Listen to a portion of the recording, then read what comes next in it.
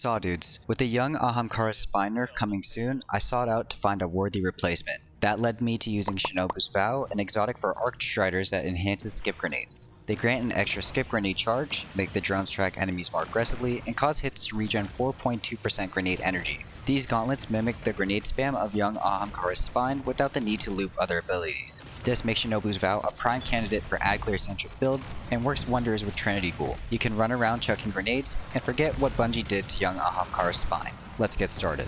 This build is much more passive than a combination blow focused one, so I use Gathering Storm to put in meaningful DPS while playing from the back. It's a one-off super that applies Jolt and creates a damaging field on impact, which is super useful for bosses. Gambler's Dodge is the main choice since arcstrider melees are still insanely powerful to have on hand. I'm sticking with Combination Blow for the melee ability so that there will always be a backup damage option in close quarter situations. And of course, we will be using skip grenades since they are the only grenades that synergize with Shinobu's Vow. Aspects for the Shinobu Kocho build are Flow State and Lethal Current. Flow State causes jolted enemy kills to grant Amplified. While Amplified, we are given 200% additional base class ability regen rate, 50 reload speed, and a 0.8 reload scaler. While dodging, we are given 66% damage resistance. Lethal Current makes melee hits on jolted targets apply blind. After dodging, melee lunge range distance is increased, and the next melee hit applies jolt, and creates an aftershock explosion.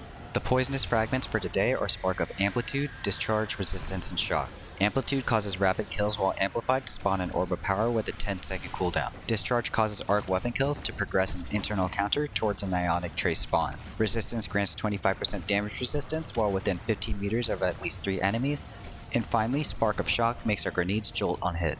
Let's go over Shinobu's armor. For the butterfly hair clip, I used Harmonic Siphon, Special Ammo Finder, and Ashes to Assets. On Shinobu's Vow, there was Firepower, Grenade Kickstart, and Impact Induction. For the chest plate, I equipped Charged Up, Concussive Dampener, and Harmonic Resistance. When it came to the boots, there was Recuperation, Innervation, and Stacks on Stacks. Finally, the cloak had Bomber, Powerful Attraction, and Reaper. This build will have Resilience and Discipline as the primary stats. Resilience makes us harder to kill in general and is hard to go wrong with. Discipline lowers the skip grenade cooldown directly and allows for even more ridiculous spamming. Don't waste any points in strength and instead go for mobility since we are using Gambler's Dodge for melee regeneration. Alright, there won't be any katanas for the weapon loadout section, but trust me, it'll be good. Weapon loadout 1 uses Supremacy, Trinity Ghoul, and Cataphract GL3. Supremacy is a great sniper for total DPS and chunking champions. It also has really deep ammo reserves at base, so missing a few shots isn't too punishing. What's especially good about the gun though is the forced time to charm and rewind rounds combo. It pumps out damage easily with no need to reload and has great ammo efficiency. Trinity Ghoul is perfect for doubling down on ad clear. With the catalyst, any arc kills will proc Lightning Rod for free AoE damage. Since the enhanced skip grenades tear through everything, Lightning Rod will be procced a lot.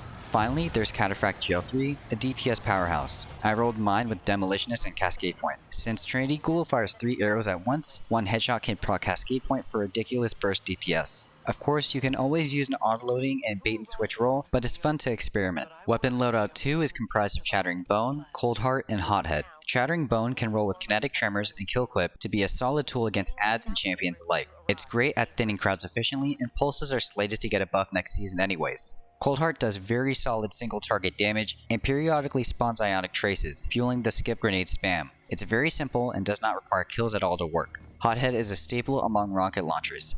A roll with auto-loading holster and explosive light can put in some serious work. You can also go for a roll with Demolitionist in the third column since it reloads on a skip grenade usage. The game loop of the build is really simple. Chuck grenades. If no more grenades are available, kill enemies with weapons, spawn orbs, and collect them for more grenade energy. If you find yourself in close combat, hug cover and play around Combination Blow. Melee hits will regen grenade energy and restart the loop. Just remember that this isn't a conventional arcstrider melee build, so on higher level content you'll need to play safer. Play like it's Mayhem and Crucible, then rinse and repeat. With the young Ahamkara spine being gutted soon, I really wanted a build that would be reliable or even easier to use. I think I found it for now, since it doesn't require too much knife throw looping. Let me know what you guys think. As always, thank you for watching and happy farming.